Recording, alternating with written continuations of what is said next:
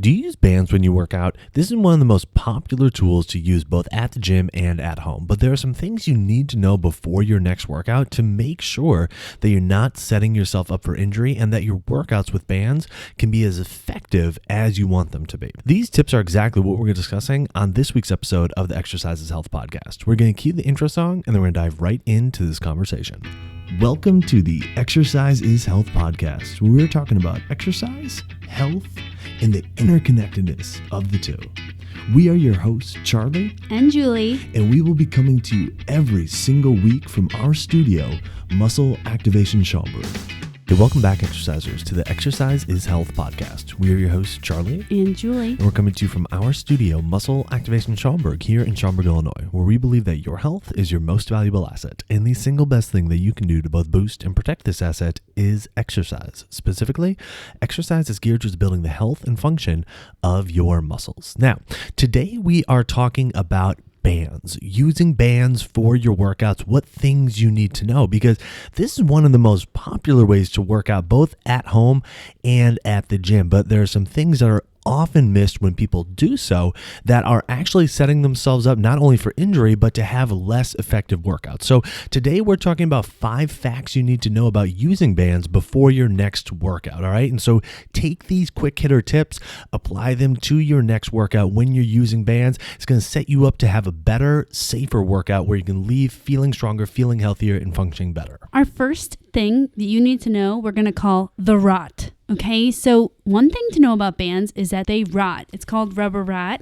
and that's when you look at your band, it should look nice and smooth, and it should have a really nice stretch to it.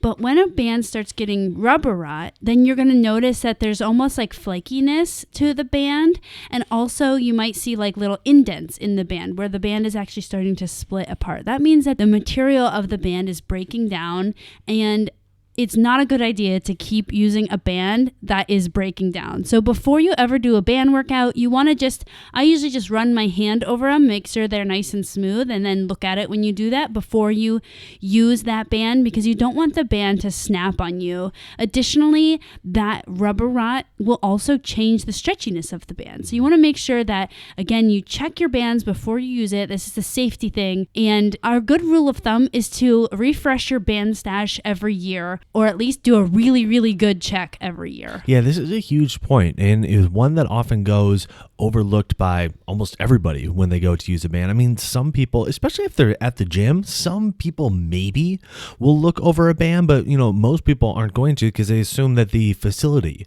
is taking care of that. And then when people are working out at home with bands, they're unlikely to. I mean, maybe they'll check out the status of their band, but here's the thing: if you don't check out the status of your band, then at some point that band is likely going to break on you. Okay, and that can result in serious injuries. That can result in the band actually snapping and hitting you, which, if you've ever had that happen, does not feel well. It doesn't feel good at all, right?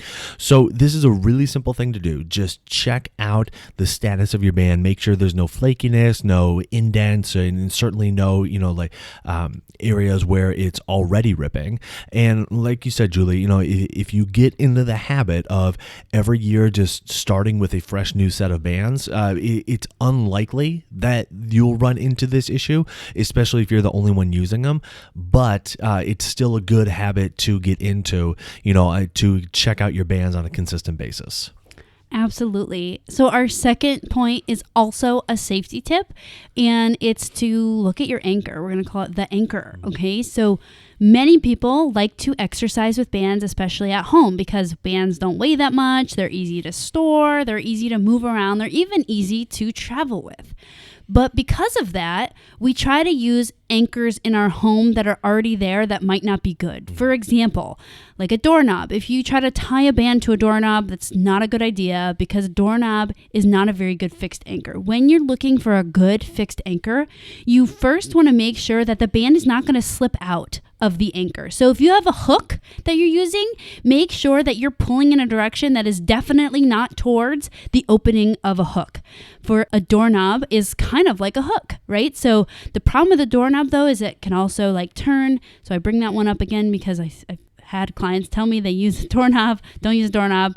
You also can use like a full loop. So if you have a loop somewhere, or for example, Charlie's parents' gym in their basement, they have beams that are exposed, and beams are really, really strong. So you could like loop it over a beam if you wanted an anchor that's up high. So just make sure your anchor is totally and completely fixed, because not only when you use bands do you have the risk of the band snapping on you, which again, it likely won't if you're checking for rubber rot, but you also might have failure of the anchor. So we want to make sure that you are anchoring to something that is actually a good anchor. Yeah, and if you're looking around and thinking to yourself, I don't know that I have any like really strong anchors where I work out at home, you can find stuff on Amazon. You can find door anchors, and I mean they're really easy to come by, but it is totally worth investing in as well, just to know that you have a really solid place that you're anchoring your bands to. Because when we were working out at home during the stay-at-home period,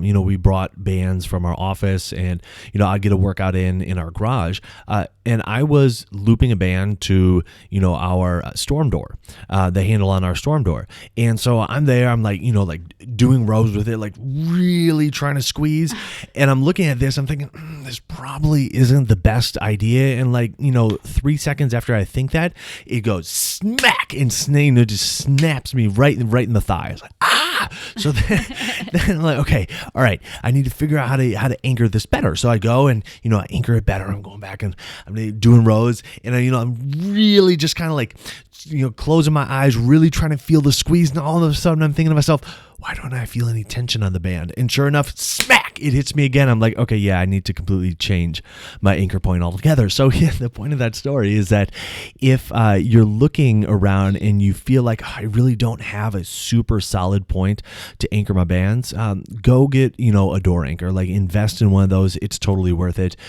because it doesn't feel good when a band comes off the anchor and it snaps back and smacks you somewhere in your body.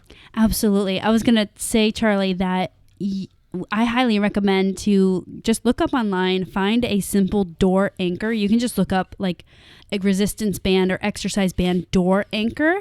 And there's really, really easy ones that you close inside of a door. And the inside has like something that will make it so it won't slide out of the door. So definitely check that out. We are about to release an entire bands program at the beginning of January. So in just a couple weeks.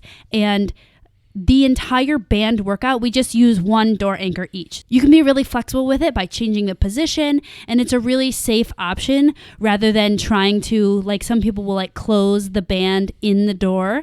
The problem with that is that then it also compromises the structure of that band. It will break down your band when it's getting smushed inside of a door. So just get a door anchor. They're not very expensive, and you'll be able to use it for a long time. And if you decide to join us for that band workout in our membership, then you can just use your door anchor, because that's what we'll be using. Totally. Okay, so now we got a couple safety ones out of the way. So let's talk about some strategy ones. The first thing that you need to understand about bands is whatever number is on them, saying this is 13 pounds of resistance, and this is 18 pounds of resistance. Which, by the way, nobody ever has a 13-pound dumbbell or an 18-pound dumbbell, but they have 13-pound bands. Anyways, the numbers on the bands, those are not equivalent to numbers that you might find on a dumbbell or on a machine or something like that, okay?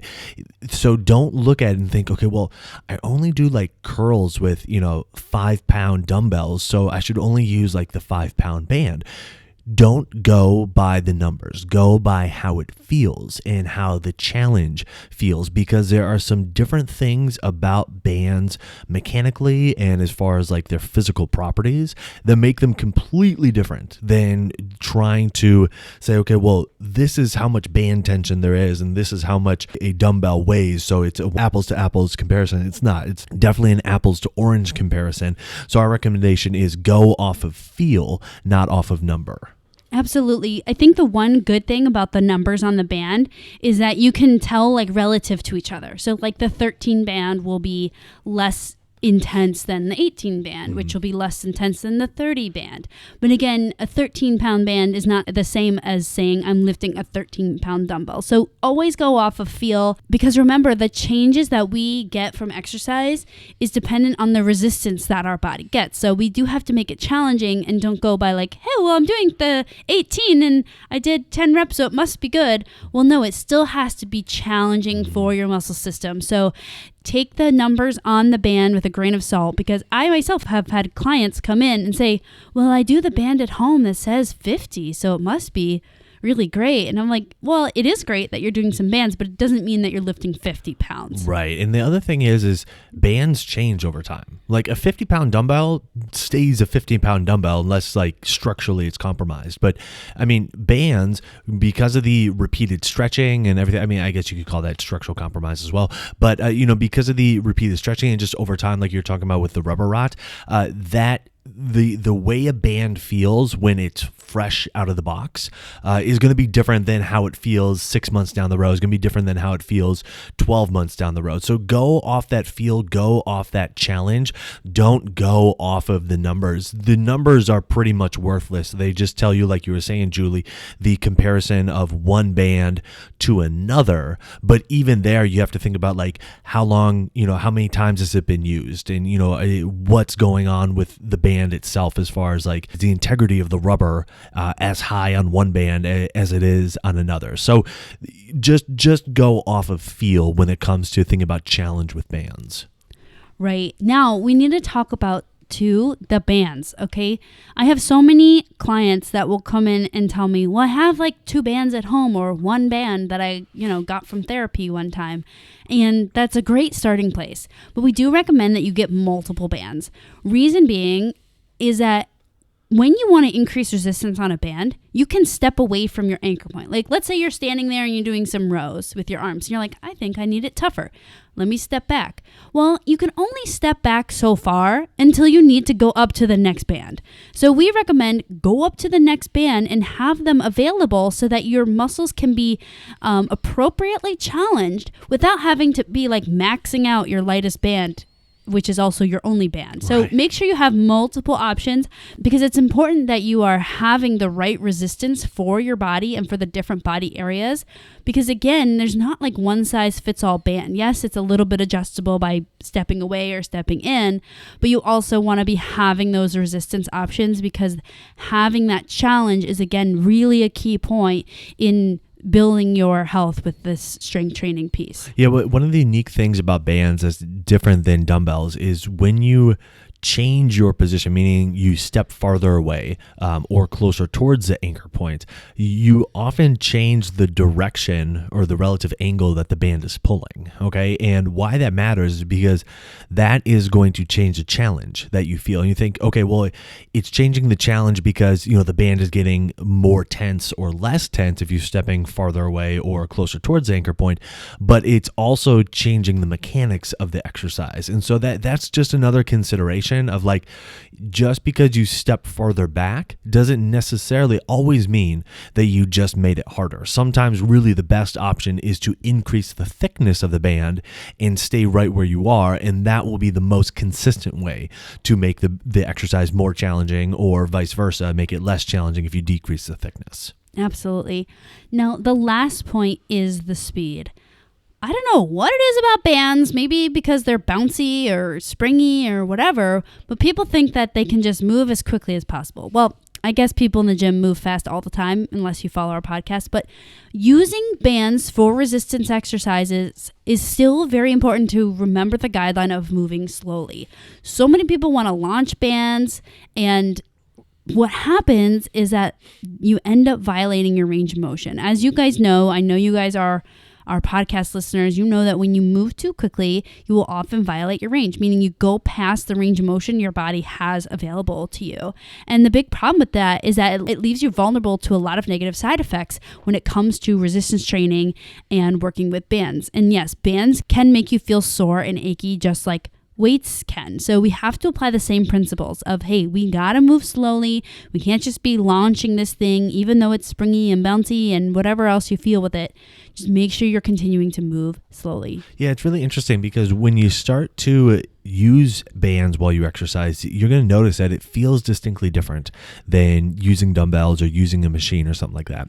And like you're saying, Julie, for whatever reason, it often trips in people's mind this idea of like, okay, well, now I can move faster because, as I move more, it's going to stretch. And so, that's going to maybe naturally slow me down or whatever. So they feel like they can kind of fling and then they'll just be naturally slowed down by the band. But the reality is more times than not, what ends up happening is just like with, using a machine or, free weights or whatever, you're going to move too far for your individual range. And that's going to end up causing you to feel lousy. And so still, you need to really make sure that you are demonstrating control the entire time you are doing your exercises with your bands, making sure you are respecting your range of motion. Remember, making sure that you are focusing on squeezing your muscles while you're doing the exercise, because again, that is the thing that is going to drive the health changes, the challenges to the muscle, the fatigue that the muscle gets, how hard the muscle has to work. And trying to move really fast really is just trying to make it easier for yourself in a lot of ways. And so just keep that in mind, that even when you use bands, if you see people like, trying to do some maybe like sports specific or activity specific movements or whatever, when they're using bands or, trying to move really fast while they're using bands, you are trying to exercise to build the health and function of your body, okay? And so with that, the muscle contraction, the muscle challenge really needs to be at the forefront of what you are doing with your exercise. And so making sure that you are moving with control, that you are focusing on squeezing your muscles and respecting your range of motion is the name of the game, regardless if you're using dumbbells, cables, machines, or using bands. And so don't get caught up in this idea that bands are a free pass to move as fast as you want. It's not true. All right. Stay within the guidelines that we continue to give you week in and week out on this podcast. Absolutely. So just to recap, we are going to be checking the rot. So slide your hands and look. And we're going to be checking our anchor point. Make sure it's uber secure because you're going to be pulling on that band and you want to make sure it's not going to sling at your face or your body. You want to look at the numbers, but more look at the numbers for their relative place relative to other bands, not that, the 15-pound band means I'm lifting 15 pounds of resistance. And the next thing is that you want to have a number of bands. You want to have options for thickness. Even if you feel like, well, this is ridiculous, I can't even use this half of the bands because they're too heavy. Well, you're going to build your strength and you're going to be using them. And if you join us if you join us in our new band series, we'll show you how to use these heavier bands because you'll be shocked of what you can do with the heavier bands. And the last one is the speed. You still have to be controlling the speed when you are using bands. Now, I've already said twice, we are releasing a brand new bands series in our Exercise for Life membership. That's why Met Bands are on our mind right now, because we're thinking through and creating this brand new program that's dropping in the membership. So if you'd like to check out this brand new program all about bands, we're going to be actually mixing bands, doing total body work and a little bit of cardio to make it like a really nice complete workout. And you can do that by joining the Exercise for Life membership. It's super easy to sign up. All you have to do is go to www.exerciseforlifestudios.com/membership. You can find out all the details on how to get signed up. It's super easy by going to that website. And as soon as you sign up, you'll have instant access to the membership so that when our new band series drops in the membership, you will be able to check it out right away. So who do you know that needs to hear this episode? Who do you know that uses bands for their workouts or is interested in starting to incorporate bands with their workouts but isn't sure how to get started or is looking for ways to make their band workouts more effective? Share this episode with them so they can learn the 5 facts that they need to know about using bands before they do their next workout.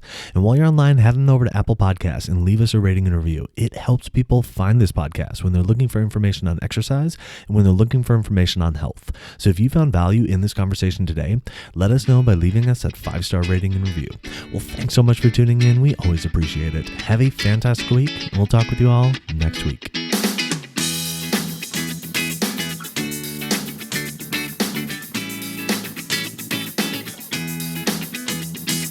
This podcast is for information purposes only. The statements and views on this podcast are not medical advice. This podcast, including Julie and Charlie Gates, disclaim responsibility for any possible adverse effects from the use of information contained herein. Opinions of guests are their own, and this podcast does not endorse or accept responsibility for statements made by guests. This podcast does not make any representations or warranties about guest qualifications or credibility. This podcast may contain paid endorsements or advertisements for products or services. Individuals on this podcast may have a direct or indirect financial interest in products or services referred to herein. If you think you have a medical issue, consult a licensed physician.